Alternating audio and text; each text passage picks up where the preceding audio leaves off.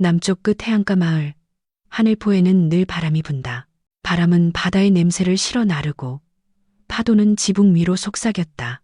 그곳에서 나는 윤민수, 세탁소를 운영하며 조용히 살고 있었다. 도시 생활에 지쳐 이곳으로 내려온 지 3년. 이제는 바람의 방향만으로도 날씨를 짐작할 수 있을 만큼 익숙해졌다. 마을 사람들은 서로의 이름을 알고 식당에서는 주문을 하기 전에 주인이 알아서 메뉴를 내왔다. 하지만 이상하게도 맞은편 집 사람은 아무도 몰랐다. 그 집은 오래 비어 있었는데 3달 전쯤 낯선 여자가 이사 왔다. 밤마다 창문을 열고 오래된 클래식 음악을 틀어놓는 사람이었다. 바닷바람에 실려오는 그 멜로디는 어딘가 슬프고도 아름다웠다. 처음에는 그저 배경음처럼 들렸지만 어느 날부터 그 음악이 너무 또렷하게 들리기 시작했다. 그날 밤도 파도 소리가 유난히 높았다. 나는 세탁기를 멈추고 귀를 기울였다. 그리고 들었다. 누군가의 피아노 소리. 아주 가까이에서. 그 멜로디는 낯설었지만 이상하게 익숙했다. 마치 어릴 적에 들었던 자장가 같았다. 나는 창가로 다가가 커튼을 살짝 걷었다. 맞은편 창문엔 희미한 불빛이 깜빡였다.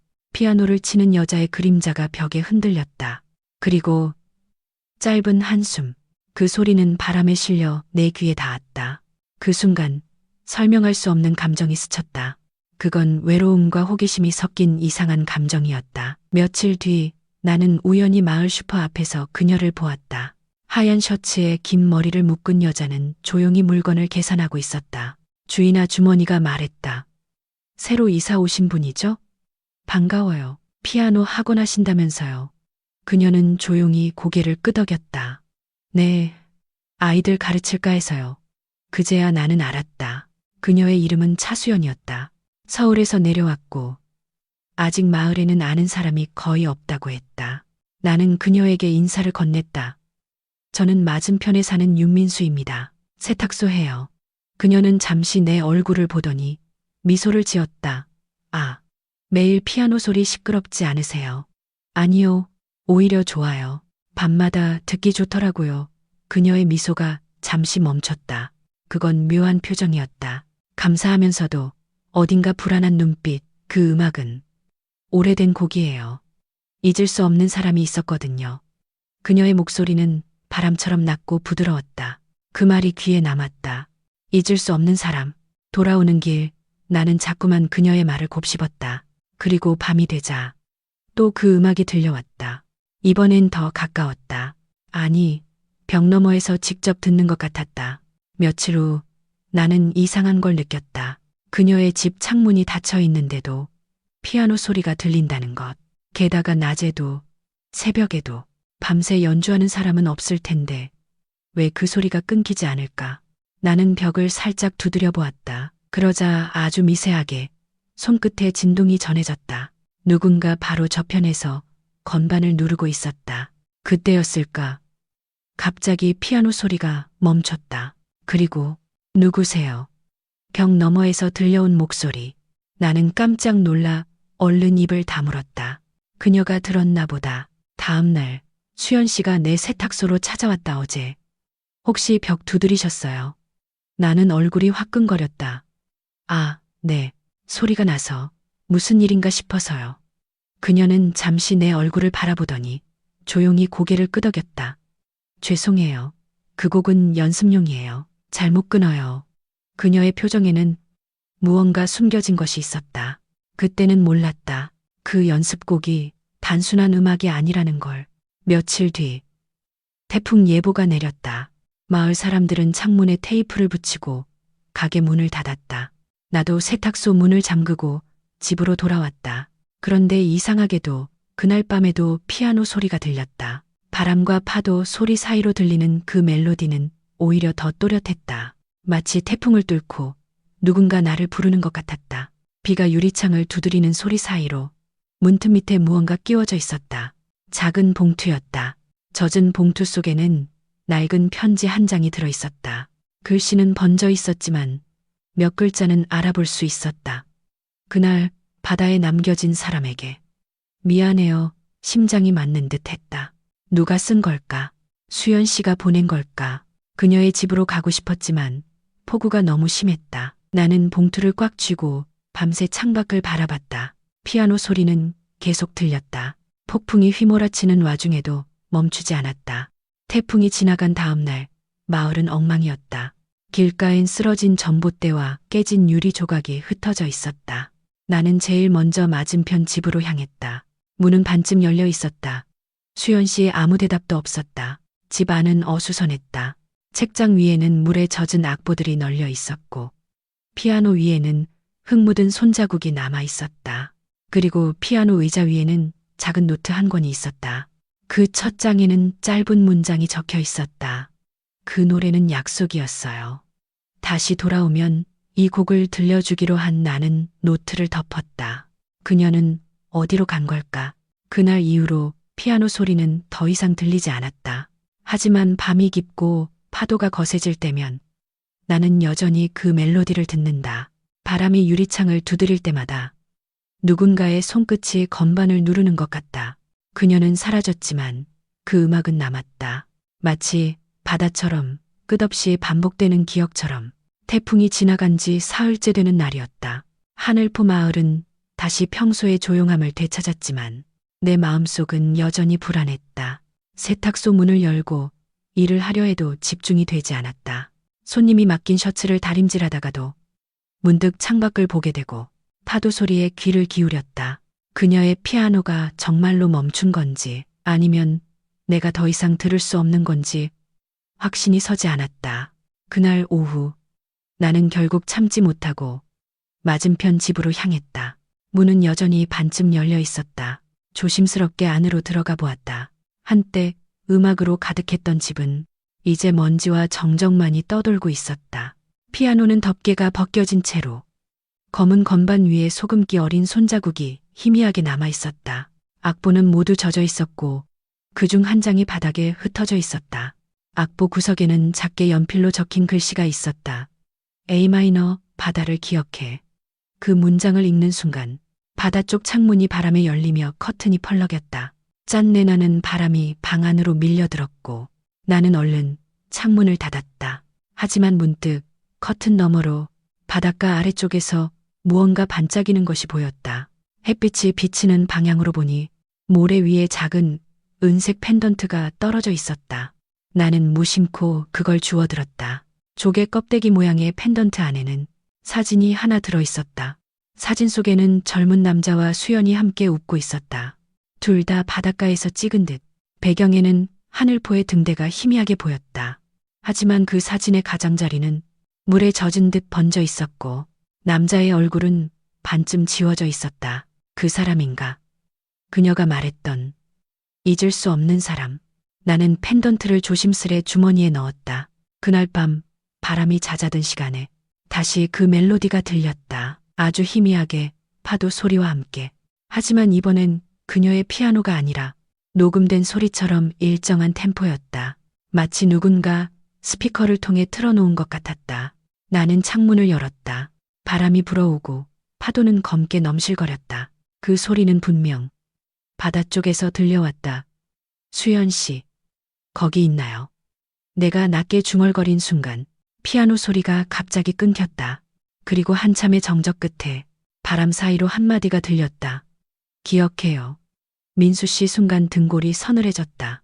그건 분명 그녀의 목소리였다. 하지만 그녀는 이미 사라졌지 않은가.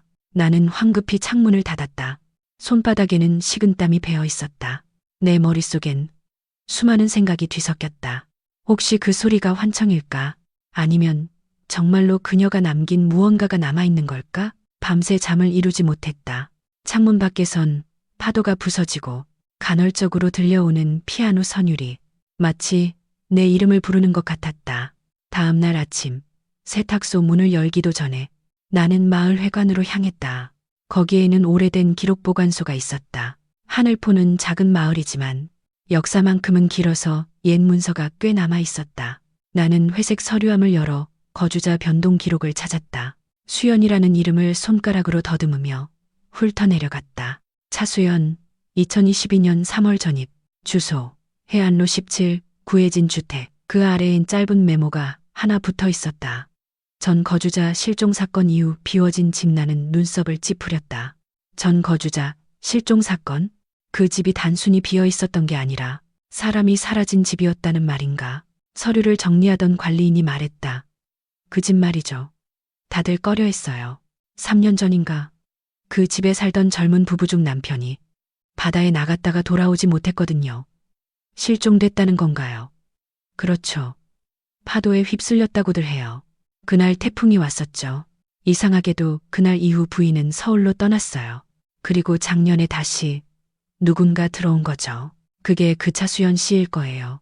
나는 순간 숨이 막혔다. 태풍, 실종, 그리고 피아노. 모두가 이상하게 맞물려 있었다. 그 부부의 이름을 알 수 있을까요? 남편 이름이 아마 윤재현이었을 거예요. 사진도 한 장 신문에 실렸는데 관리인은 낡은 스크랩북을 꺼내 넘겼다. 거기엔 오래된 기사 한 장이 붙어 있었다. 하늘포 해안가. 실종된 남편과 남겨진 피아노. 2020년 8월. 태풍 바람꽃이 몰아친 날. 하늘포의 한 집에서 윤재현 34세 씨가 바다로 나간 뒤 돌아오지 않았다. 아내는 남편의 생일을 기념해 피아노 곡을 연주하던 중 갑자기 떠난 것으로 추정된다. 구조대는 3일간 수색했지만 시신을 발견하지 못했다. 남편이 생전에 자주 연주하던 곡의 제목은 바다를 기억해 였다. 나는 숨을 들이켰다. 그 제목 바로 수연이 악보에 적어두었던 문장이었다. 그녀는 왜 다시 그 집으로 돌아온 걸까? 잊을 수 없는 사람, 잊을 수 없는 노래. 모든 것이 그날의 사건으로 이어지고 있었다. 기록을 덮고 밖으로 나오자 마을 어귀에서 아이들이 뛰어다니고 있었다. 그중 한 아이가 나를 보더니 말했다. 아저씨, 어젯밤에 또 음악 들었죠? 나는 깜짝 놀라 되물었다. 너도 들었니네. 우리 집에서도 들려요. 근데 말이에요. 아이는 잠시 머뭇거리더니 속삭였다. 그 음악이 끝날 때마다 바다 쪽에서 누가 울어요. 나는 등골이 오싹해졌다.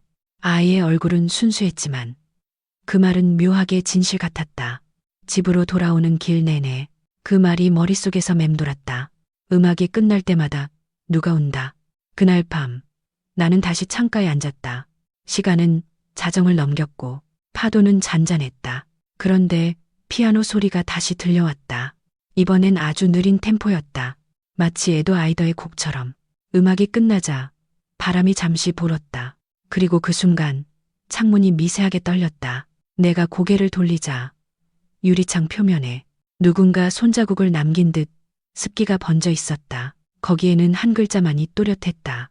제나는 한참 동안 그 글자를 바라보았다. 그것은 마치 누군가가 바다에서 손을 내민 듯한 차가운 신호였다. 아침부터 안개가 짙게 깔려 있었다. 마을 사람들은 이럴 땐 바다 근처 가지 말라고 했다. 그러나 나는 그 말을 듣지 않았다. 어젯밤 창문에 남은 재라는 글자, 그것이 나를 이곳으로 이끌었다. 나는 오래된 등대를 향해 걸었다. 하늘포 해안의 끝자락, 절벽 위에 자리한 등대는 예전부터 사고가 잦은 곳으로 유명했다. 거기서 많은 이들이 길을 잃었다고 했다. 파도가 높이 치면 절벽 밑으로 굉음이 울려 퍼졌다. 그 소리가 마치 피아노의 저음부 같았다. 등대 근처에는 허물어진 나무 계단이 있었다. 나는 손전등을 들고 천천히 내려갔다. 비릿한 냄새가 코끝을 찔렀고 습기가 머리카락을 적셨다. 계단 끝에는 오래된 벤치가 하나 있었다. 그 위에는 낡은 악보철이 놓여 있었다. 먼지를 털어내고 표지를 들여다보았다. 윤재현조, 바다를 기억해. 숨이 막혔다. 그녀의 남편이 직접 쓴 곡이었다. 악보에는 빼곡한 음표와 함께 작은 글씨로 이런 메모가 적혀 있었다. 그녀가 이 곡을 완성할 때 나는 돌아올 것이다. 바람이 불어와 악보장이 날아갔다. 나는 허겁지겁 잡았지만 한 장이 파도에 휩쓸려 버렸다. 그 순간 멀리서 피아노 소리가 희미하게 들려왔다. 바람 때문인가 싶었지만 분명했다. 그건 수연의 피아노였다. 나는 절벽 끝으로 다가갔다. 바다는 검은 거울처럼 고요했지만 그 속에서는 무언가가 움직이는 듯했다. 물결 사이로 흰빛이 번쩍였다. 처음엔 반사광이라 생각했지만 자세히 보니 그것은 무언가 떠있는 물체였다. 나는 무심코 소리쳤다. 거기 누구 있어요? 아무 대답도 없었다. 그때 갑자기 내 발밑에 자갈이 미끄러졌다. 나는 균형을 잃고 앞으로 고꾸라졌다. 다행히 가까운 바위에 손을 짚어 간신히 멈췄다. 손바닥이 찢어져 피가 번졌지만 그럴 겨를이 없었다. 바다 아래쪽에서 피아노 소리가 점점 커지고 있었다. 그리고 그 소리 사이로 누군가의 목소리가 섞였다. 민수 씨, 기억나요? 나는 숨을 삼켰다. 그건 분명 수연의 목소리였다. 하지만 어디에서도 그녀의 모습은 보이지 않았다. 수연 씨? 거기 계신가요? 바람이 내 말을 삼켜버렸다. 파도가 절벽을 때리며 하얗게 부서졌다. 그 순간 등대 불빛이 잠시 깜빡이며 바다 위를 비췄다. 그리고 그 빛 속에서 나는 어떤 형체를 보았다. 흰 원피스를 입은 여자가 바위 위에 서 있었다. 머리칼은 젖어 있었고 손에는 반쯤 젖은 악보를 들고 있었다. 그녀는 나를 바라보며 미소 지었다. 돌아왔네요. 순간 눈을 깜빡였는데 그녀는 사라지고 없었다. 대신 바위 위에는 젖은 종이 한 장만 남아 있었다. 그 종이에는 낯선 문장이 적혀 있었다. 끝나지 않은 약속은 바다에 남는다. 나는 떨리는 손으로 종이를 접어 품에 넣었다. 파도는 여전히 피아노의 리듬처럼 밀려왔다. 그날 밤 나는 등대 근처 여관에서 하룻밤을 묵었다.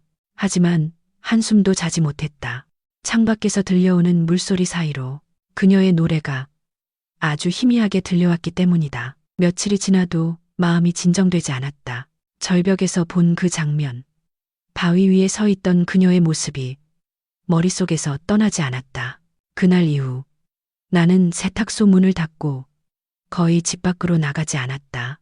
그러던 어느 날 한 통의 우편물이 도착했다. 보낸 사람란에는 아무것도 적혀 있지 않았다. 봉투 안에는 열쇠 하나와 짧은 쪽지가 들어 있었다. 열면 알게 될 거예요. 나는 한눈에 알아봤다. 그건 수연의 집 열쇠였다. 심장이 빠르게 뛰었다. 밤이 되자 나는 조용히 그녀의 집으로 갔다. 열쇠는 놀랍게도 한 번에 맞았다. 문이 열리자 익숙한 향기가 퍼졌다.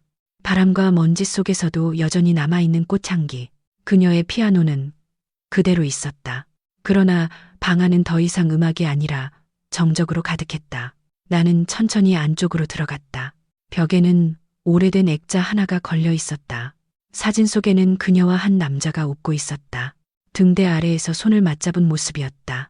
그녀의 표정은 평온했지만 그 눈빛은 어딘가 이별을 예감한 사람의 눈이었다. 책상 위에는 낡은 녹음기가 있었다. 먼지가 쌓여 있었지만 배터리는 아직 남아 있었다. 나는 망설이다가 재생 버튼을 눌렀다. 처음엔 바다 소리가 들렸다. 파도가 밀려오고 새소리가 스쳤다.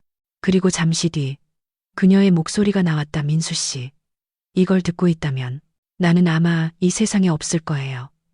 나는 숨을 멈췄다. 그녀의 목소리는 조용했지만 분명했다. 이 집에 다시 돌아왔을 때 나는 그를 잊지 못하고 있다는 걸 깨달았어요. 재현은 바다를 두려워하지 않았어요. 하지만 그날 나는 그를 말리지 못했죠. 마지막으로 남긴 약속이 있었어요. 내가 이 곡을 완성하면 그는 돌아오겠다고 했죠. 잠시 피아노 소리가 이어졌다. 부드럽고 슬프고 아름다운 선율이었다. 그러나 곧 그녀의 목소리가 다시 들렸다. 민수 씨, 혹시 저를 이상하게 생각했나요? 당신이 피아노를 들었다고 했을 때 사실 기뻤어요. 누군가 아직 이 소리를 듣고 있다는 게 그게 제겐 구원이었거든요. 그녀의 목소리가 점점 떨리기 시작했다. 하지만 그 소리는 제 것이 아니었어요. 어떤 날은 제가 치지 않아도 피아노가 울렸어요. 창문이 닫혀 있는데도 멜로디가 흘러나왔어요. 마치 그가 아직 여기 있는 것처럼. 나는 소리를 멈추지 못한 채 녹음기를 꽉 쥐었다. 그녀는 계속 말했다. 혹시라도 그 음악이 다시 들린다면 그건 제가 아니라 바다가 부르는 소리일 거예요. 바다는 약속을 잊지 않아요. 그리고 약속을 어긴 사람을 데려가죠. 마지막으로 짧은 정적이 흘렀다. 그 후 피아노의 마지막 음이 울리고 녹음이 끝났다. 나는 한참 동안 아무 말도 할 수 없었다. 그녀는 알고 있었다. 언젠가 자신도 바다로 돌아갈 거라는 걸. 그래서 모든 걸 남기고 떠난 거였다. 그 순간 창문이 흔들리며 찬바람이 들이쳤다. 녹음기의 재생 버튼이 스스로 눌린 듯 다시 불이 켜졌다. 스피커에서 흘러나온 건 그녀의 마지막 한마디였다. 민수 씨, 기억하세요. 아직 끝나지 않았어요. 나는 놀라서 녹음기를 껐다. 그러나 그 말은 이미 내 안 깊숙이 새겨졌다. 끝나지 않았다. 그녀는 무엇을 말하고 싶었던 걸까? 재현의 죽음, 아니면 그녀 자신의 선택? 그날 밤 나는 집으로 돌아와 창문을 닫았다. 하지만 그럼에도 불구하고 바다 저편에서 아주 작게 피아노 소리가 들렸다. 그리고 어딘가에서 누군가가 나지막이 속삭였다. 민수 씨, 곡을 완성해 주세요. 나는 그 자리에 얼어붙은 채 그 소리를 끝까지 들었다. 밤이 새도록 잠을 이루지 못했다. 녹음기에서 들린 그녀의 마지막 말이 귓가를 떠나지 않았다. 민수 씨, 곡을 완성해 주세요. 그건 단순한 부탁이 아니었다. 마치 이 세상 어딘가에 묶여있는 영혼의 명령 같았다. 다음 날, 나는 다시 그녀의 집으로 갔다. 태양은 높이 떠 있었지만 집 안은 여전히 어두웠다. 피아노 위에는 먼지가 내려앉았고 그 위에 작은 상자 하나가 있었다. 상자 뚜껑에는 그녀의 필체로 이렇게 적혀 있었다. 그가 돌아오면 이 곡을 함께 완성해요. 나는 조심스럽게 상자를 열었다. 안에는 악보 한 장과 낡은 펜 하나, 그리고 은빛 펜던트가 들어 있었다. 펜던트는 내가 절벽에서 주었던 것과 똑같은 모양이었다. 다만 이건 깨끗했다. 마치 한 번도 바다에 닿지 않은 듯. 악보에는 제목이 적혀 있었다. 바다를 기억해. 마지막 부분. 음표가 중간에서 끊겨 있었다. 맨 마지막 줄에는 작은 글씨로 민수라는 이름이 쓰여 있었다. 나는 순간 숨을 삼켰다. 그녀가 나를 알고 있었다. 단지 이웃으로서가 아니라 이 곡의 마지막 조각을 맡길 사람으로. 손끝이 떨렸지만 나는 피아노 의자에 앉았다. 악보를 펼치고 손가락을 건반 위에 올렸다. 낯선 음들이 천천히 울려 퍼졌다. 처음엔 어색했지만 점점 익숙해졌다. 마치 누군가 내 손을 이끌고 있는 것처럼. 음이 이어질 때마다 바깥의 바람이 잦아들었다. 파도도 잠시 멈춘 듯 고요했다. 그리고 마지막 마디를 채우려던 순간 누군가 내 어깨에 손을 얹는 느낌이 들었다. 놀라서 돌아봤지만 아무도 없었다. 대신 공기 중에 희미한 향기가 퍼졌다. 그녀의 향기였다. 수연의 향기. 나는 눈을 감고 마지막 음을 눌렀다. 피아노가 깊은 울림을 남기며 조용히 멈췄다. 그 순간 창문이 스스로 열렸다. 햇살이 방 안으로 쏟아져 들어왔고 바다에서 부드러운 파도 소리가 들려왔다. 그 소리 속에서 나는 두 개의 목소리를 들었다. 하나는 낮고 따뜻한 남자의 목소리, 또 하나는 수연의 목소리였다. 이제 됐어요. 고마워요. 돌아갈 수 있겠죠. 그 목소리들이 겹치며 희미하게 사라졌다. 방 안에는 더 이상 아무 소리도 남지 않았다. 나는 피아노 위를 바라봤다. 악보 끝에 새로운 한 줄이 생겨 있었다. 완성, 윤재현. 차수연 펜으로 쓴 흔적이 아니라 빛으로 새겨진 듯한 글씨였다. 손끝으로 그 문장을 만지자 종이는 미세하게 따뜻했다. 나는 피아노 뚜껑을 닫았다. 이제 모든 게 끝난 것 같았다. 하지만 동시에 이상한 평온함이 밀려왔다. 그녀는 돌아간 것이다. 그가 있는 곳으로, 그 바다의 기억 속으로. 집을 나서며 문을 닫으려던 순간 피아노가 스스로 한 음을 울렸다. 맑고 짧은 음, 마치 인사처럼. 나는 미소 지었다. 안녕히 가세요. 수연 씨 밖으로 나오니 바람이 부드럽게 불었다. 파도는 잔잔했고 등대 불빛은 따뜻했다. 나는 손에 쥔 펜던트를 바라보았다. 그 안에는 이제 아무 사진도 없었다. 대신 작은 글씨가 새겨져 있었다. 바다는 모든 기억을 품는다. 그날 이후 나는 매일 저녁 세탁소 문을 닫고 잠시 피아노 앞에 앉아 그 곡을 연주한다. 그럴 때마다 창문 밖에서 누군가의 웃음소리가 바람에 섞여 들려온다. 그리고 그가 여전히 이곳에 있는 듯이. 그날 이후로 바다는 한동안 잠잠했다. 피아노도 바람도 아무 소리도 없었다. 모든 게 끝났다고 생각했다. 그러나 이상하게도 그날 이후 내 안에서 무언가가 깨어나는 느낌이 들었다. 세탁소는 여전히 조용했다. 하지만 손님들이 하나둘 찾아와 이상한 말을 했다. 요즘 밤마다 음악이 들려요. 민수 씨, 어제는 꿈에서도 그 노래가 흘러나왔어요. 그들은 마치 같은 곡을 들은 사람처럼 말했다. 나는 웃으며 대답했지만 마음 한켠이 서늘했다. 그 곡, 바다를 기억해. 내가 완성한 그 선율이었다. 내가 연주하지 않아도 마을 사람들은 그 멜로디를 듣고 있었다. 어떻게 된 일일까? 밤이 되면 마을 전역에 희미한 음악이 퍼졌다. 해안도로를 걷는 사람들은 모두 바람 속에서 피아노 소리를 들었다고 했다. 어떤 이는 그 곡을 들으며 눈물을 흘렸고 어떤 이는 오랜 친구를 떠올렸다고 말했다. 이상한 건 나였다. 나는 그 곡을 연주할 때마다 수연과 재현의 목소리가 더 또렷하게 들렸다. 마치 그들이 내 안에서 깨어나 함께 음악을 만드는 것처럼. 그날 밤 나는 다시 피아노 앞에 앉았다. 창밖에서는 잔잔한 파도가 들려왔다. 나는 악보를 펼치고 다시 그 곡의 첫 소절을 눌렀다. 그러자 유리창이 미세하게 떨리며 어딘가에서 답이 돌아왔다. 바다 쪽에서 들려오는 반주. 마치 누군가 건너편에서 내 연주에 화음을 얻는 것 같았다. 손끝이 떨렸다. 이건 현실이 아니다. 그렇게 생각하면서도 연주를 멈출 수 없었다. 음이 이어질수록 창문이 맑게 울렸다. 그리고 그 위에 한 줄의 김서린 글씨가 나타났다. 민수 씨, 이제 바다로 오세요. 나는 자리에서 벌떡 일어났다. 방 안은 고요했지만 바람이 불었다. 마치 누군가 문을 열어두고 나간 듯했다. 밖으로 나가자 골목 끝에서 등대 불빛이 번쩍였다. 그 불빛은 일정한 간격으로 깜빡이며 마치 나를 부르는 신호 같았다. 나는 발걸음을 멈출 수 없었다. 발이 저절로 바다 쪽으로 향했다. 파도 소리가 가까워질수록 그 곡의 선율이 점점 커졌다. 그리고 해변에 다다르자 누군가 모래 위에 서 있었다. 낯선 소녀였다. 15 혹은 16쯤 되어 보였다. 하얀 원피스를 입고 긴 머리를 바람에 흩날리며 나를 바라보고 있었다. 아저씨가 그 곡을 완성했죠. 그녀의 목소리는 파도처럼 부드러웠다. 나는 놀라서 물었다. 너 어떻게 그걸 그분들이 부탁하셨어요? 그녀가 미소 지었다. 이제 약속을 지켜야 한대요. 바다 위에서는 희미한 불빛이 일렁였다. 마치 누군가 등불을 흔드는 것처럼. 그 순간 소녀가 내 손을 잡았다. 그녀의 손은 따뜻했다가요.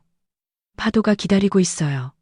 소녀의 손은 따뜻했지만 이상하게 차가웠다. 살아있는 사람의 체온이 아니라 햇빛에 데워진 파도의 온도 같았다. 파도가 기다린다는 게 무슨 뜻이죠? 내가 묻자 소녀는 조용히 말했다. 모든 약속은 바다에 닿아야 완성돼요. 그분들도 그렇게 말했어요. 그녀는 앞서 걸었고 나는 마치 최면에 걸린 사람처럼 그 뒤를 따랐다. 달빛이 비추는 해변은 비현실적으로 고요했다. 파도는 마치 심장처럼 규칙적으로 뛰고 있었다. 쏴아, 쏴아. 그 소리가 내 가슴속 박동과 같은 속도로 울렸다. 소녀가 절벽 쪽으로 향했다. 이 아래에 길이 있어요. 절벽 아래에요. 네. 바다와 육지가 이어지는 곳이에요. 아무에게나 보여주지 않아요.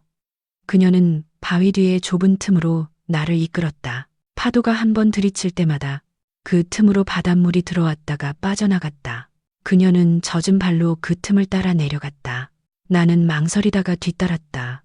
안쪽은 생각보다 깊었다. 짠내와 바위의 냄새가 섞여 있었다. 조금 더 들어가자 희미한 불빛이 보였다. 그곳에는 녹슨 철문 하나가 있었다. 문에는 이렇게 적혀 있었다. 하늘포 1927 심장으로 들어가는 길. 이게 뭐죠? 아주 오래전에 등대를 세운 사람들이 남긴 표식이에요. 소녀의 목소리가 메아리쳤다. 그들은 이 바다의 심장에 노래를 묻었어요. 그리고 그 노래는 지금까지 살아있어요.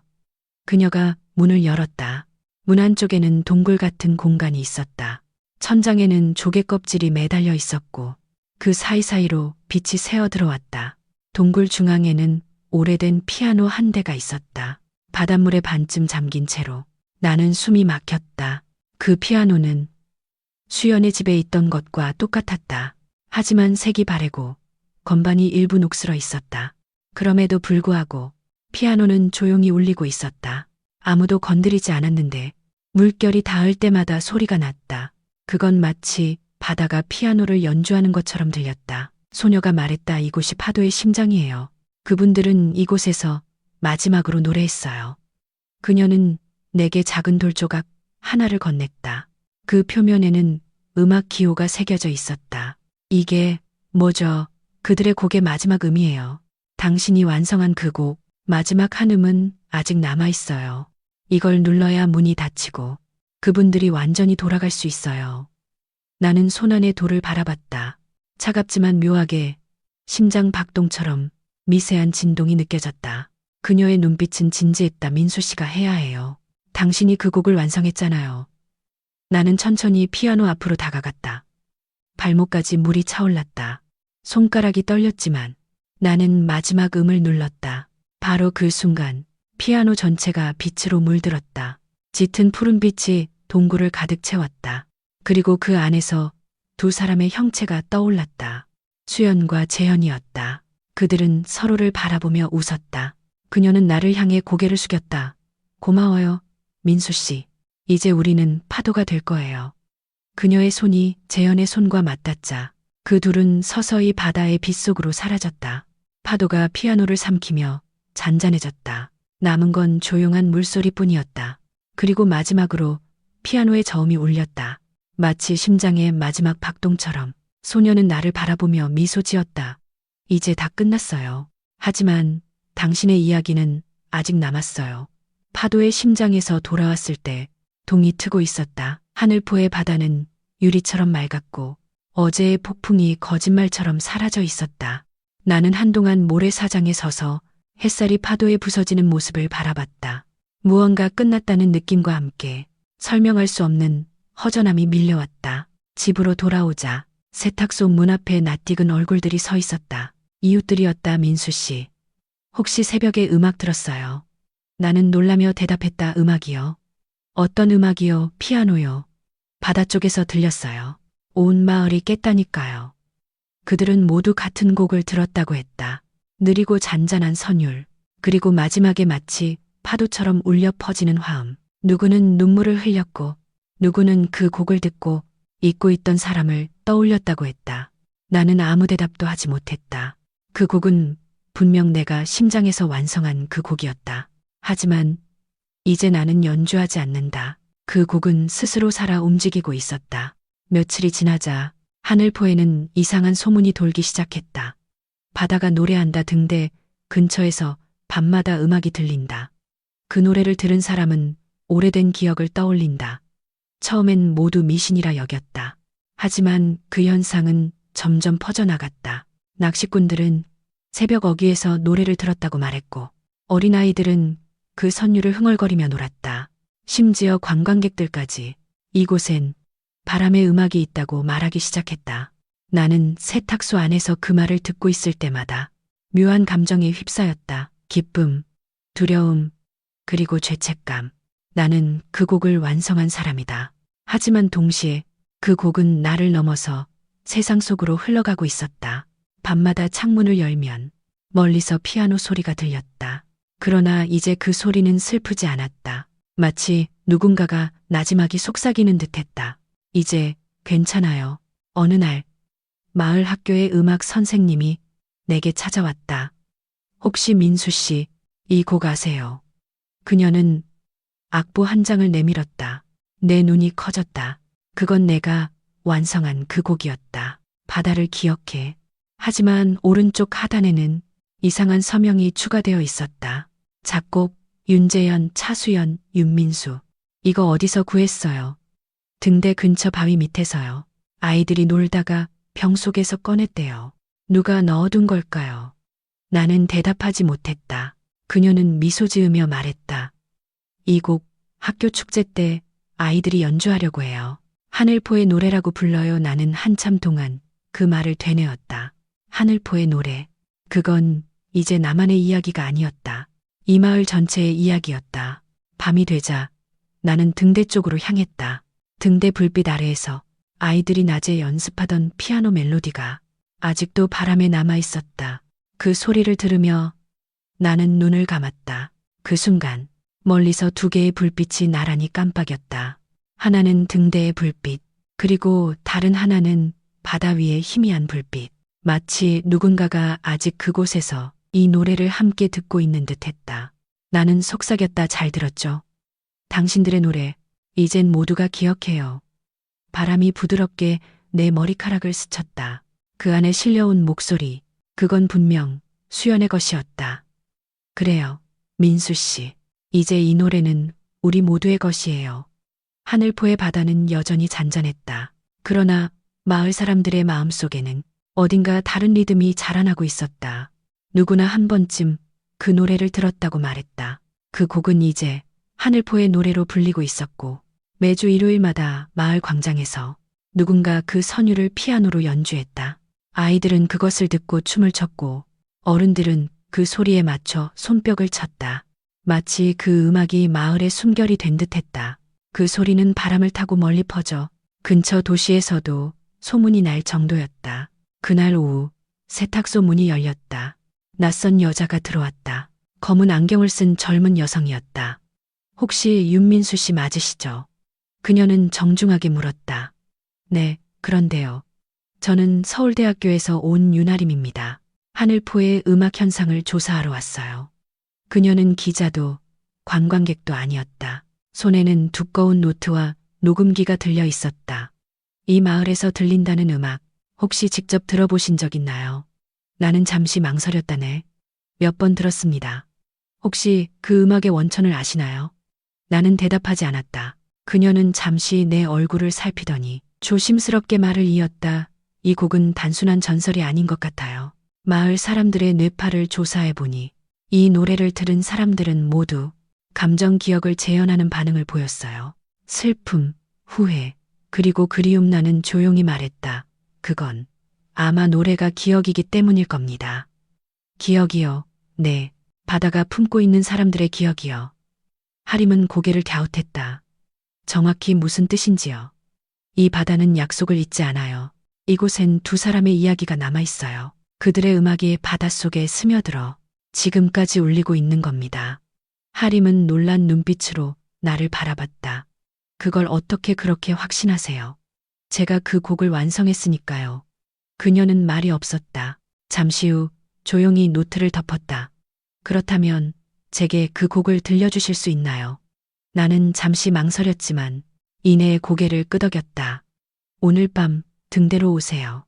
그날 밤 등대 아래에서 나는 오래된 피아노를 꺼냈다. 그리고 천천히 건반을 눌렀다. 하림은 숨을 죽이고 곡을 들었다. 파도는 마치 반주처럼 따라왔다. 음악이 절정에 이르렀을 때 하림의 눈가에 눈물이 맺혔다. 그녀는 속삭이듯 말했다. 이 곡 어딘가 익숙해요.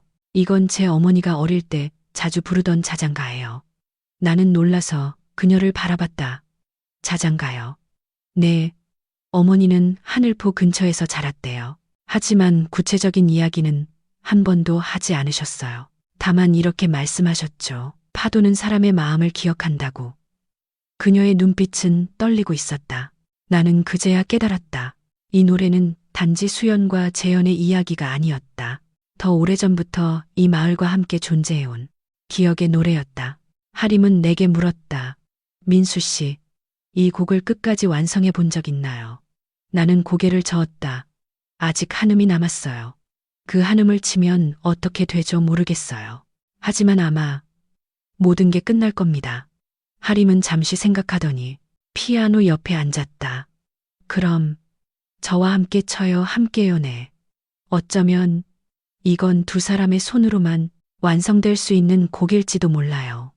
나는 그녀를 바라보다가 조용히 손을 건반 위에 올렸다. 두 사람의 손끝이 동시에 움직였다. 음악이 시작되자 등대의 불빛이 강하게 흔들렸다. 바다에서는 깊은 울림이 들려왔다. 그건 마치 누군가의 심장이 뛰는 소리 같았다. 바다는 숨죽인 듯 고요했다. 등대 불빛이 하늘과 바다 사이를 천천히 가르며 돌고 있었다. 민수와 하림은 오래된 피아노 앞에 마주 앉았다. 밤 공기 속에는 짠내와 함께 보이지 않는 무언가의 기대감이 맴돌았다. 준비됐나요? 하림이 낮은 목소리로 물었다. 민수는 고개를 끄덕였다. 이 노래는 이제 더 이상 내 것이 아니에요. 바다의 것이죠. 두 사람의 손끝이 동시에 건반 위에 올랐다. 첫음이 울리자 공기가 떨렸다. 피아노의 울림은 점점 커지며 등대벽을 타고 바다로 번져나갔다. 하림은 피아노를 치며 눈을 감았다. 그녀의 얼굴에 눈물이 흘렀다. 민수는 그 모습을 보며 수연의 마지막 미소를 떠올렸다. 그 미소가 지금 이 소녀의 얼굴 위에 겹쳐지고 있었다. 선율이 중반에 이르렀을 때 하림의 목소리가 피아노 위로 얹혔다. 그녀는 아주 낮은 음성으로 흥얼거렸다. 바다야, 기억해줘. 잊혀진 마음들을. 그 순간 바다의 수면이 일렁였다. 피아노의 저음이 깊게 내려가자 파도가 등대 아래로 몰려들었다. 그리고 등대의 불빛이 한순간 꺼졌다. 민수는 숨을 멈췄다. 하지만 하림은 손을 멈추지 않았다. 민수 씨, 마지막 음이에요. 그녀는 떨리는 목소리로 말했다. 이 음을 함께 눌러야 해요. 민수는 고개를 끄덕였다. 두 사람의 손가락이 하나의 건반 위에 올랐다. 피아노의 마지막 음. 그 순간 하늘포의 모든 공기가 움직였다. 바람이 불고 바다가 솟구쳤다. 파도는 등대 아래의 돌벽을 때리며 거대한 소리를 냈다. 그리고 그 소리 속에서 누군가의 목소리가 들렸다. 고마워요. 이제 기억이 잠들 수 있어요. 그건 분명 수연의 목소리였다. 그녀와 재현의 그림자가 파도 속으로 스며들며 사라졌다. 등대의 불빛이 다시 켜졌을 때 바다는 완전히 고요해져 있었다. 하림은 조용히 손을 내렸다. 피아노 위에 떨어진 물방울이 작은 진주처럼 반짝였다. 이제 끝났나요? 민수가 물었다. 하림은 고개를 끄덕였다. 네. 하지만 동시에 시작이에요. 그녀는 창문 쪽을 바라봤다. 바다 위에는 둥근 달이 떠 있었다. 그 달빛 아래 파도는 마치 심장처럼 천천히 박동하고 있었다. 민수는 천천히 피아노 덮개를 닫았다. 건반 위에는 세 개의 이름이 새겨져 있었다. 윤재현, 차수연, 윤민수. 그리고 그 옆에 누군가가 새긴 듯한 한 줄이 있었다. 노래는 멈추지 않는다. 하림이 말했다. 민수 씨, 혹시 아세요? 이 곡은 이제 세상으로 퍼질 거예요. 듣는 사람마다 자기 안의 기억을 마주하게 될 거예요. 민수는 미소를 지었다. 그럼 그게 진짜 구원일지도 모르겠네요. 그들은 등대 밖으로 걸어 나왔다. 새벽이 다가오고 있었다. 하늘은 푸른빛으로 물들었고 바다는 고요한 숨을 내쉬었다. 바람이 불자 어디선가 피아노의 잔향이 들려왔다. 그건 마치 바다가 스스로 노래하는 듯했다. 민수는 그 소리를 들으며 속삭였다. 잘 가요. 수연 씨, 이제 당신의 노래는 세상에 남았어요. 하림이 고개를 돌려 물었다. 이제 무엇을 하실 건가요? 민수는 잠시 생각하다가 대답했다. 그 곡을 계속 연주할 겁니다. 사람들이 잊지 않도록, 바다가 그들을 다시 기억할 수 있도록. 그 말과 함께 두 사람은 등대를 뒤로 한 채 걸었다.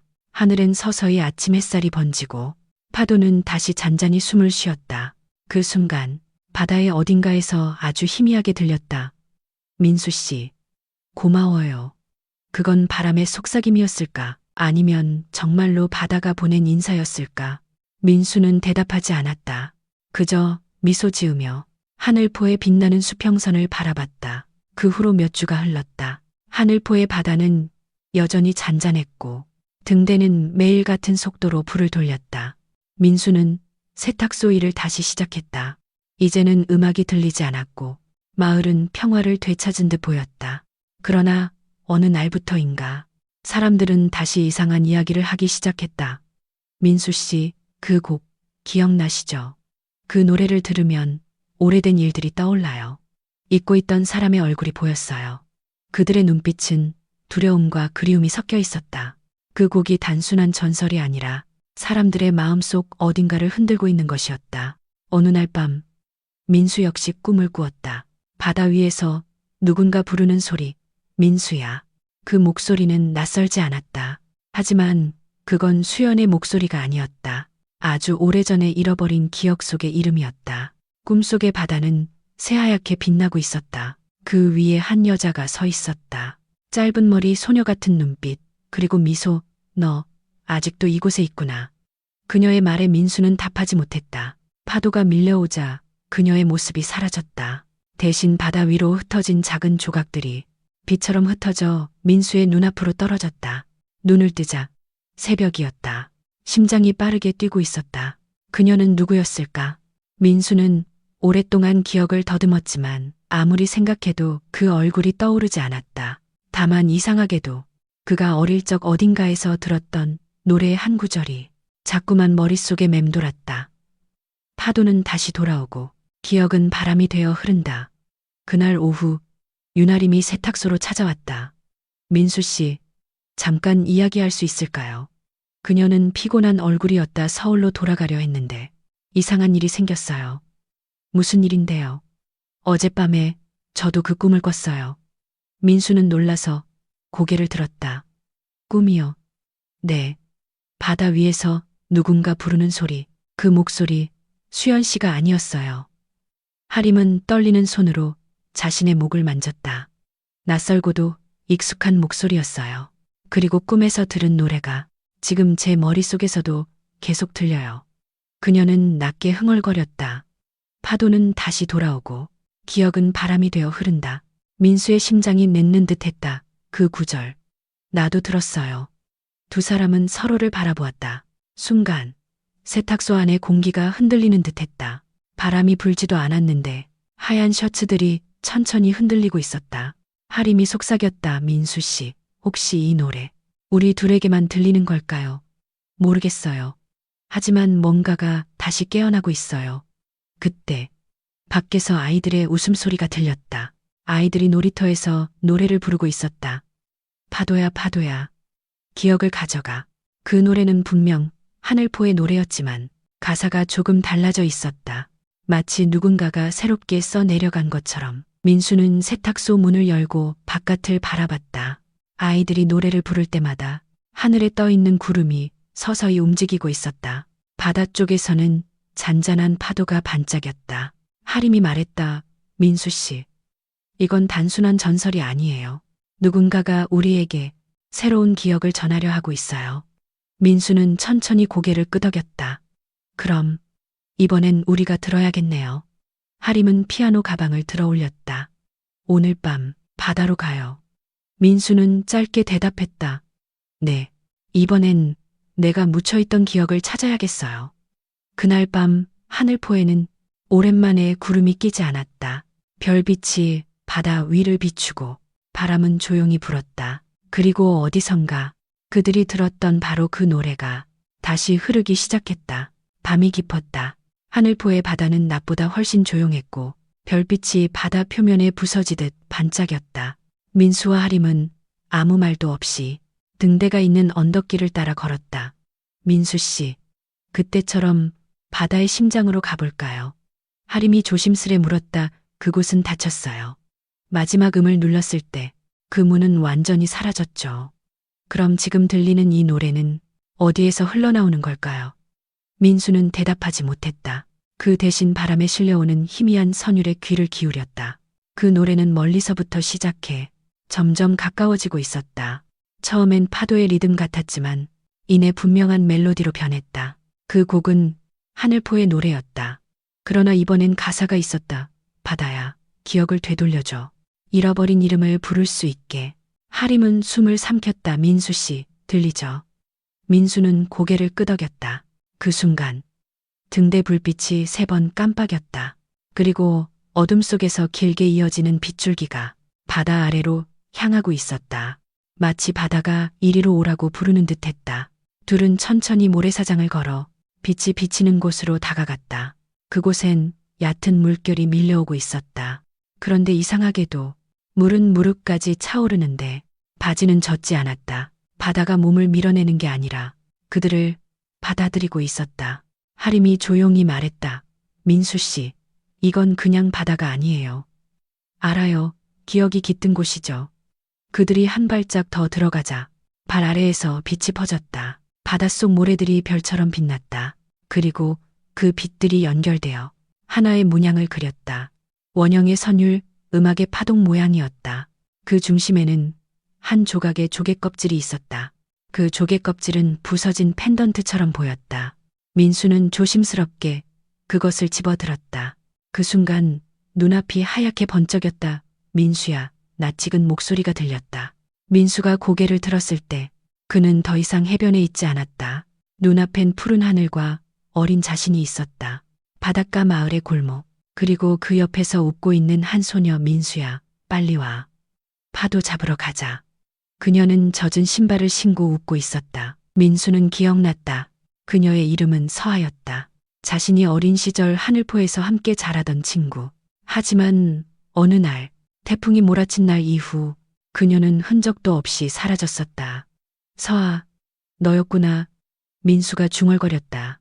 그녀는 아무 대답도 하지 않았다. 그저 바다를 향해 손을 뻗었다. 그 손끝에서 빛이 퍼져나갔다. 이 노래는 우리 둘의 거야. 그녀의 목소리가 멀어졌다. 넌 자라서 잊었지만 바다는 아직 기억하고 있어. 그 순간 민수의 머릿속이 번쩍이며 수많은 기억이 흘러들었다. 어린 시절의 웃음, 서아와 함께 피아노를 배우던 시간, 그녀가 남긴 마지막 말, 파도가 잠들면 다시 불러줘. 그때 우리가 함께 노래하자. 빛이 꺼지자 민수는 다시 해변 위에 서 있었다. 손에는 여전히 조개 껍질이 쥐어져 있었다.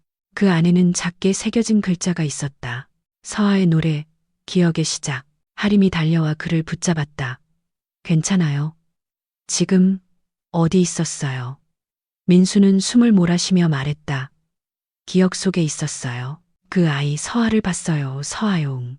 아마 이 노래의 진짜 시작은 그녀였을지도 몰라요.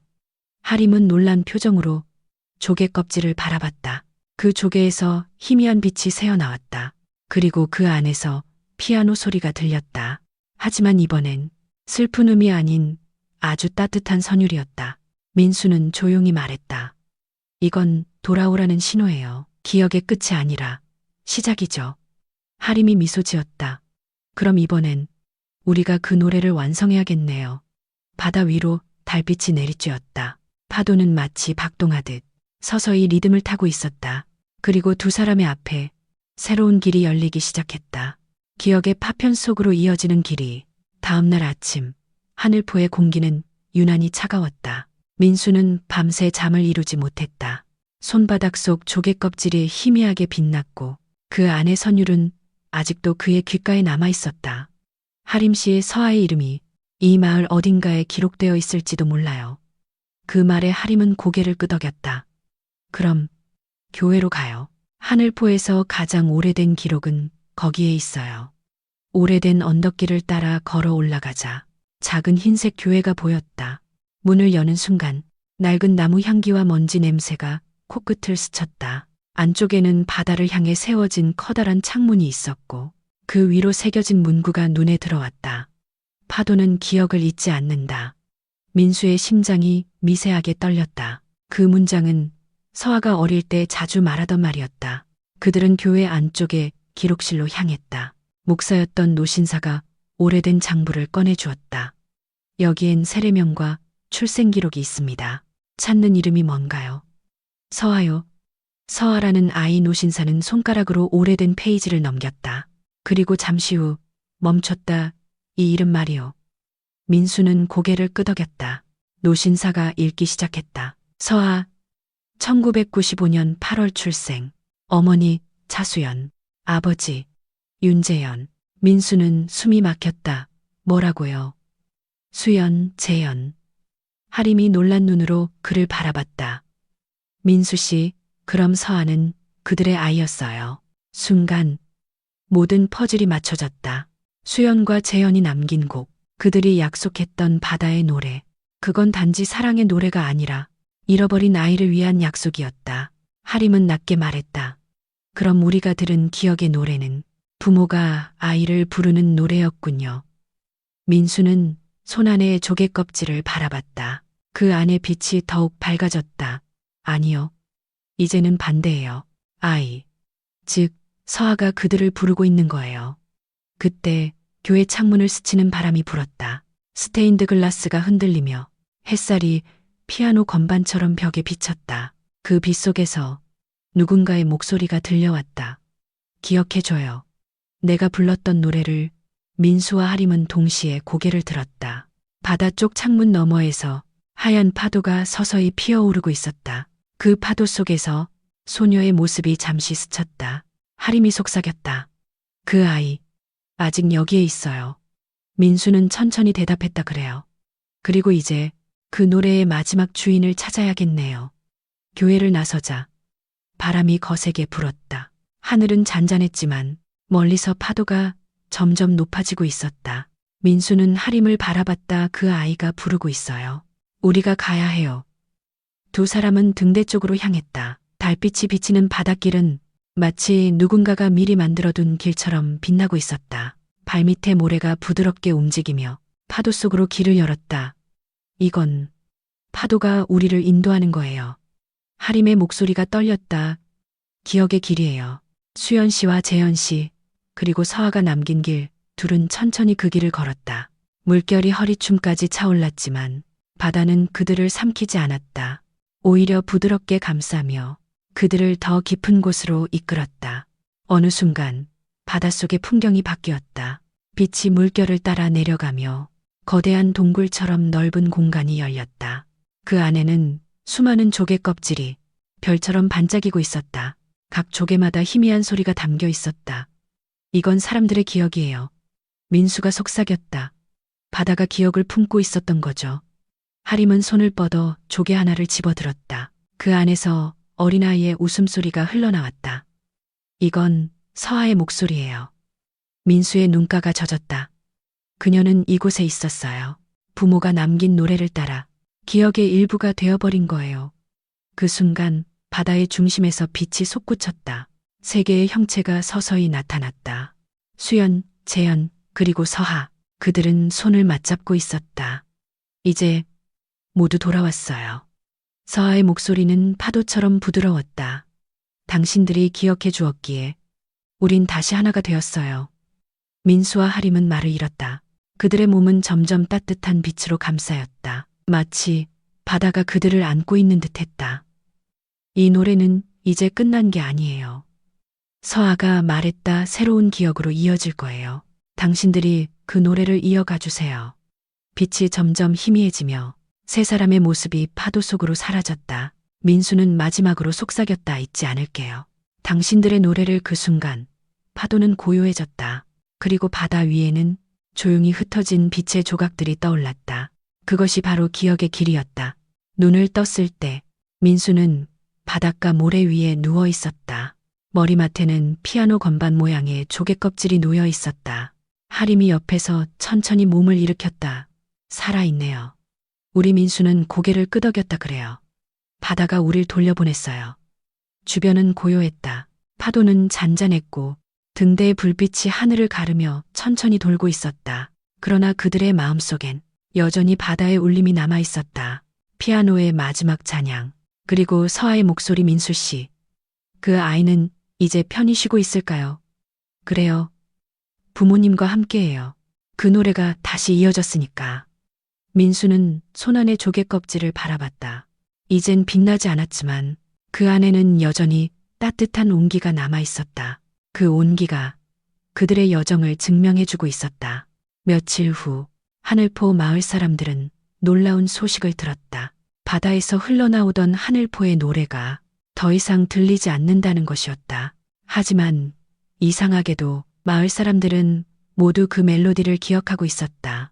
아이들은 그 곡으로 노래를 만들었고 어른들은 그 곡에 가사를 붙였다. 학교에서는 기억의 노래라는 이름으로 합창을 시작했다. 그 노래가 울려 퍼질 때마다 하늘포의 하늘은 더욱 맑아지고 바다는 한결 잔잔해졌다. 하림은 서울로 돌아가기 전 민수를 찾아왔다. 민수 씨, 이 모든 걸 기록하려고 해요. 논문으로 쓰는 게 아니라 책으로요. 사람들이 이 이야기를 기억할 수 있게. 민수는 미소 지었다. 좋아요. 제목은 파도의 기억이겠죠. 네, 그게 가장 어울리니까요. 그녀는 잠시 머뭇거리다 물었다. 그럼 민수 씨는 이제 어떻게 할 거예요? 민수는 하늘포의 바다를 바라보며 대답했다. 난 여기에 남을 거예요. 이 노래를 지켜야 하니까. 그날 밤 민수는 다시 피아노 앞에 앉았다. 그리고 바다를 향해 천천히 연주를 시작했다. 이번엔 그 어떤 슬픔도 그리움도 담겨 있지 않았다. 단지 평화와 감사의 멜로디였다. 바람이 불었다. 창문이 흔들리며 바다에서 잔잔한 파도 소리가 들려왔다. 그 소리는 더 이상 슬픈 울림이 아니었다. 마치 누군가가 미소 지으며 속삭이는 듯 했다. 우린 여전히 여기 있어요. 민수는 미소 지으며 마지막 음을 눌렀다. 피아노의 울림이 공기 속으로 퍼졌다. 그리고 창문 너머에서 달빛이 바다 위를 부드럽게 감쌌다. 그 순간 그는 깨달았다. 기억이란 잊지 않기 위한 것이 아니라 다시 살아가기 위한 것이라는 걸. 바다는 여전히 숨쉬고 있었다. 그의 노래와 함께 세월은 빠르게 흘렀다. 민수는 어느새 흰머리가 성성한 노인이 되어 있었다. 하늘포 마을도 많이 변했다. 새로운 건물들이 들어섰고 예전의 낡은 세탁소 자리는 작은 음악학교로 바뀌어 있었다. 그 학교의 간판에는 이렇게 적혀 있었다. 하늘포, 음악관, 파도의 기억을 노래하다. 그곳에서 매일 아이들의 노랫소리가 들려왔다. 민수는 마을 벤치에 앉아 그 소리를 들으며 조용히 미소를 지었다.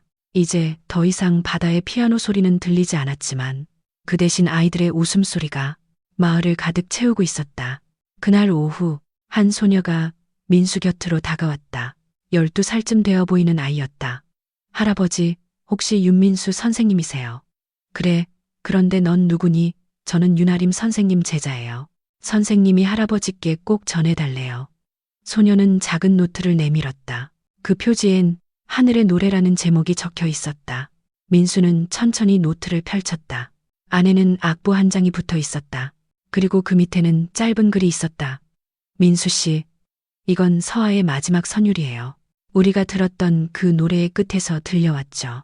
이제 이 곡은 당신이 완성해야 해요. 하림. 민수는 손끝이 떨렸다. 악보 위의 음표들은 부드럽고 간결했다. 그러나 마지막 한 줄이 비어 있었다. 마치 그가 기다리고 있던 빈자리처럼. 할아버지, 이 곡은 어떤 노래예요? 소녀가 물었다. 민수는 미소 지었다. 이건 아주 오래된 약속의 노래란다. 바다와 사람, 그리고 기억이 만든 노래지. 그는 악보를 무릎 위에 올려두고 멀리 바다를 바라보았다. 오늘의 하늘포는 평화로웠다. 그러나 바람 속 어딘가에서 익숙한 선율이 아주 희미하게 들려왔다. 민수는 눈을 감았다. 그 소리는 여전히 그에게 속삭였다. 아직 끝나지 않았어요. 그는 천천히 고개를 들고 말했다. 그래, 나도 알고 있단다. 이 노래는 아직 완성되지 않았지. 그날 밤, 민수는 오래된 피아노 앞에 앉았다. 창문 너머로 달빛이 들어오고 바다는 조용히 숨쉬고 있었다. 그는 하림이 남긴 악보를 펼쳤다. 첫 음을 누르자 공기 속에서 잔잔한 파동이 퍼졌다. 그리고 그의 마음속에서 오래전 서아가 부르던 목소리가 울려 퍼졌다. 할아버지, 이제 제 노래를 이어주세요. 민수의 눈가가 젖었다. 그는 떨리는 손으로 마지막 마디를 썼다. 그 음표는 마치 하늘로 이어지는 길처럼 악보의 끝에서 위로 향하고 있었다. 하늘포의 봄 축제 날이었다. 마을 광장은 사람들로 가득 차 있었다. 새로 세워진 음악관 앞에는 기억을 노래하는 밤이라는 현수막이 걸려 있었다. 무대 한가운데에는 피아노 한 대가 놓여 있었고 그 옆에 아이들이 줄지어 앉아 있었다. 그들은 모두 윤아림이 가르치는 합창단의 제자들이었다. 오늘의 마지막 무대는 특별 공연이었다. 사회자가 마이크를 잡았다. 오늘의 마지막 곡은 이 마을의 역사와 함께한 곡입니다. 윤민수 선생님이 작곡하신 하늘의 노래입니다. 사람들의 박수가 퍼졌다. 민수는 무대 옆 의자에 앉아 조용히 피아노를 바라봤다. 그의 앞에는 악보 한 장이 놓여 있었다. 손끝에는 여전히 피아노의 감촉이 남아 있었지만 이제 그는 직접 연주하지 않는다. 대신 무대 위로 한 소녀가 천천히 걸어 나왔다. 바로 며칠 전 그를 찾아왔던 제자였다. 그녀는 피아노 앞에 앉아 민수가 완성한 악보를 조심스럽게 펼쳤다. 그리고 눈을 감았다. 첫 음이 울리는 순간 하늘포의 공기가 달라졌다. 바람이 잠시 멈추고 바다가 숨을 죽였다. 피아노의 선율이 천천히 흘러나왔다. 그 소리는 단지 음악이 아니었다. 바람, 파도, 그리고 사람들의 기억이 함께 어우러진 노래였다. 아이들의 목소리가 이어졌다. 바다야, 우리를 기억해줘. 그리움이 다시 노래가 될 수 있게. 그 순간 하늘에서 작은 빛의 파편들이 흩날렸다. 누군가의 눈에서는 눈물이 흘렀고 누군가는 손을 맞잡았다. 피아노의 마지막 음이 울렸을 때 민수는 눈을 감았다. 그의 머릿속에는 수연, 재연, 서아, 그리고 하림의 얼굴이 떠올랐다. 그들은 모두 미소 짓고 있었다. 소녀가 마지막 건반을 눌렀다. 그 음이 사라지는 순간 바다에서 잔잔한 파도가 일었다. 그리고 사람들 사이에서 누군가가 속삭였다. 바다가 대답했어. 하늘로 올라가는 피아노의 여운이 별빛처럼 흩어졌다. 민수는 하늘을 올려다보며 조용히 말했다. 그래, 이제 노래는 우리 모두의 것이야. 하림이 옆자리에서 미소 지었다. 민수 씨, 보세요. 당신이 만든 노래가 세대를 넘어서고 있어요. 아니요. 민수는 부드럽게 웃으며 대답했다. 이건 내가 만든 게 아니라 하늘포가 만들어준 노래죠. 바람이 불었다. 등대 불빛이 천천히 회전하며 바다를 비췄다. 그 빛이 아이들의 머리 위로 내려앉았다. 그 순간 피아노의 마지막 음이 하늘로 그리고 바다로 스며들었다. 노래는 끝나지 않는다. 축제가 끝난 밤 하늘포의 거리는 여전히 음악의 여운으로 가득했다. 사람들은 서로의 어깨를 두드리며 웃었고 아이들은 아직도 바다야, 기억해줘를 흥얼거렸다. 민수는 홀로 등대 쪽으로 걸었다. 그의 걸음은 느렸지만 어딘가 단단했다. 수십 년 동안 지켜온 노래가 이제는 세상의 것이 되었기 때문이다. 등대 아래 도착했을 때 바다는 고요했다. 달빛이 수면 위에 길게 드리워져 있었고 그 위로 잔잔한 파도가 부서지고 있었다. 민수는 천천히 눈을 감았다. 그의 귓가에는 여전히 피아노 소리가 들렸다. 그러나 이번엔 자신이 치는 소리가 아니었다. 누군가가 대신 연주하고 있었다. 그건 분명 아이들의 손끝에서 흘러나오는 소리였다. 그래, 이젠 그들에게 맡길 때가 됐지. 민수는 작은 목소리로 중얼거렸다. 주머니에서 낡은 조개 껍질 하나를 꺼냈다. 그것은 그가 평생 간직해온 기억의 조개였다. 조개 껍질을 바다 위에 띄우자 그 안에서 희미한 빛이 번졌다. 그리고 파도는 그 빛을 부드럽게 삼켜버렸다. 마치 오래된 약속을 받아들이는 듯했다. 그때 등대 불빛이 갑자기 밝아졌다. 그리고 바람 속에서 낯익은 목소리가 들려왔다. 민수 씨, 고마워요. 당신이 노래를 이어줬어요. 그건 수연의 목소리였다. 이어 재연의, 서아의, 그리고 하림의 목소리가 겹쳐졌다. 이제 우리 모두 함께 있어요. 그리고 당신도 기억의 일부가 될 거예요. 민수의 눈가에 눈물이 맺혔다. 그는 조용히 대답했다. 이제 정말 괜찮아요. 당신들이 남긴 노래는 영원히 살아있으니까요. 그는 바다를 향해 마지막으로 고개를 숙였다. 잘 가요. 모두. 그 순간 바다에서 한 줄기 바람이 불어와 그의 흰 머리카락을 스쳤다. 그 바람은 마치 손길처럼 따뜻했다. 민수는 피아노를 향해 걸어가 마지막으로 한 음을 눌렀다. 그 음은 바람을 타고 등대 꼭대기로 그리고 하늘로 퍼져나갔다. 그 소리는 한동안 공기 속에 머물렀다가 서서히 사라졌다. 하지만 하늘포의 사람들은 그날 밤 이상한 경험을 했다. 누구나 동시에 같은 멜로디를 들었던 것이다. 바다는 기억하고 하늘은 노래한다 그 말처럼 하늘은 푸르고 고요하게 빛났다.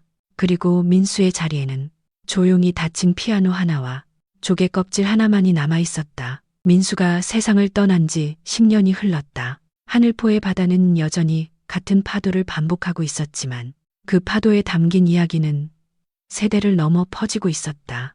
마을 중앙의 작은 음악학교. 그곳은 이제 윤민수 기념관이라는 이름으로 불렸다. 학교 벽에는 그의 사진과 한 문장이 새겨져 있었다. 기억은 노래로, 노래는 다시 삶으로. 그날 오후 기념관 안에서는 아이들의 연습 소리가 들려왔다. 피아노, 바이올린, 그리고 합창이 서로의 숨결을 맞추며 한 곡을 완성하고 있었다. 그 곡의 제목은 하늘의 노래였다.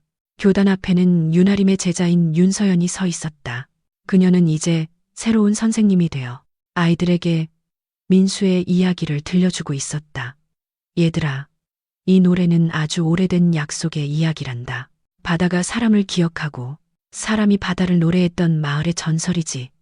한 아이가 손을 들었다. 그럼 그 약속은 지금도 살아있나요? 서연은 미소 지으며 대답했다. 물론이지. 우리가 이렇게 노래하고 있으니까. 그 순간 창문 너머로 바람이 불어왔다. 악보가 살짝 흔들리고 건반 위에 빛이 일렁였다. 그리고 피아노가 스스로 한음을 울렸다. 맑고 투명한 소리였다. 아이들이 놀라 눈을 크게 떴다. 선생님. 지금 피아노가 저절로. 서연은 잠시 그 소리를 듣고 조용히 미소 지었다. 괜찮아. 그건 민수 선생님이 인사하는 거야. 그녀는 손으로 건반을 살짝 눌렀다. 피아노와 아이들의 목소리가 하나가 되어 곡의 마지막 부분을 완성했다. 하늘이 기억하고 바다가 대답한다. 노래가 끝나자 학교 전체가 고요해졌다. 그리고 어딘가에서 바다 냄새가 퍼져왔다. 창문 밖으로 보이는 수평선 위 한 줄기 빛이 등대 꼭대기에서 반짝였다. 그날 저녁 하늘포의 마을 사람들은 오래된 전설을 다시 이야기했다. 등대의 불빛이 깜빡이면 윤민수 선생님이 아이들의 노래를 듣고 있는 거야. 그들은 모두 웃으며 고개를 끄덕였다. 누군가가 피아노를 치기 시작했다. 그리고 바람은 마치 기다렸다는 듯 그 선율을 품고 바다로 흘려보냈다. 하늘포의 밤은 다시 노래하고 있었다. 시간이 흘러 하늘포는 이제 단순한 해안 마을이 아니었다. 사람들은 이곳을 기억의 마을 혹은 노래가 머무는 바다라 불렀다. 매년 봄이 오면 세계 각지에서 음악가들과 여행객들이 찾아왔다. 그들은 바다를 바라보며 연주했고 바람에 실려온 그 음들은 하늘포의 하늘로 그리고 파도로 퍼져나갔다. 그 중심에는 여전히 윤민수의 이름이 있었다. 마을 중앙의 작은 광장에는 그의 동상이 세워져 있었다. 그 손끝은 피아노 건반을 향해 있었고 그 아래에는 한 문장이 새겨져 있었다. 기억은 파도처럼 언젠가 다시 노래가 되어 돌아온다. 축제날 아이들은 등대 아래에서 합창을 했다. 이제 그들의 목소리는 단지 노래가 아니었다. 그것은 세대를 잇는 인사였고 바다에게 보내는 감사의 기도였다. 그날 밤 하늘포의 등대는 유난히 밝았다. 멀리서 보면 마치 하늘과 바다가 맞닿는 경계에서 한 사람의 심장이 뛰는 것처럼 보였다. 하늘에는 별이 가득했고 바다 위에는 잔잔한 불빛이 일렁였다. 바람이 지나가자 누군가의 목소리가 들려왔다. 민수 씨, 잘 들리죠? 당신이 만든 노래가 아직도 울리고 있어요. 그건 하림의 목소리였다. 그리고 그 뒤로 수연, 재연, 서아의 목소리가 차례로 이어졌다. 우리의 기억이 세상을 노래하고 있어요.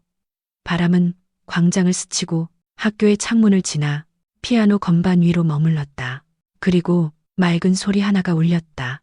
짧지만 영원히 잊히지 않을 의미였다.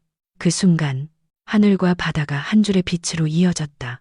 그 빛은 마치 오랜 약속이 다시 완성되는 듯 조용하고 따뜻하게 세상을 감쌌다. 아침이 밝았다. 파도는 여전히 하늘포의 해변을 두드리고 있었다. 아이들이 뛰놀며 노래했다. 바다야, 우리를 기억해줘. 하늘이 다시 노래하게 해줘. 그 노래는 언덕을 넘어 등대 위로 올라 그리고 멀리 바다 건너까지 닿았다. 누군가는 그것을 파도의 기억이라 불렀고 누군가는 하늘의 노래라 불렀다. 그러나 이름이 무엇이든 그 노래는 여전히 살아있었다. 바다가 숨쉬는 한, 사람들이 서로를 기억하는 한, 그 선율은 끝나지 않을 것이다. 노래는 멈추지 않는다.